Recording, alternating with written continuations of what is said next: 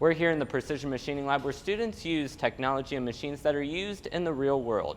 Let's take a look and see what students do here in this class. In this class, we'll take and turn nothing into something basically. We'll start with a piece of metal stock and we'll take and use a lathe or mill it down into certain parts. We use blueprints, we learn how to read them and how to use measuring tools like micrometers and calipers to make different parts.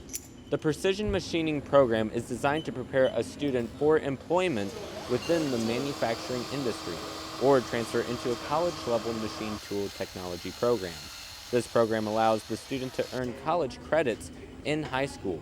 Class instruction is held Monday through Friday in the lab at the Ben Davis Area 31 Career Center. Ever since I was little, I enjoyed building stuff, taking it apart, putting it back together. And here you get to make stuff from scratch. They give you a piece of metal, you can carve it into whatever you want, cut it into whatever you want, or follow the blueprints. I mean, it's a really hard process when you start off, but if you really like it and you really stick to it, it becomes easy after a couple weeks. Students who want to get into the course are reminded that there is only one prerequisite, 1 year of algebra.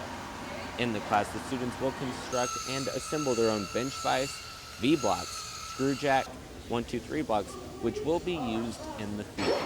This program is for juniors and seniors, but if you're interested in taking it, I would definitely take some engineering classes because learning how to do the CAD or the computer-aided design programming will definitely help you with blueprint reading.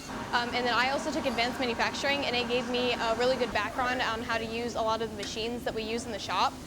Hope you enjoyed our look into the Precision Machining class. For more information, feel free to contact us using the number on your screen, and also you can follow us on Twitter.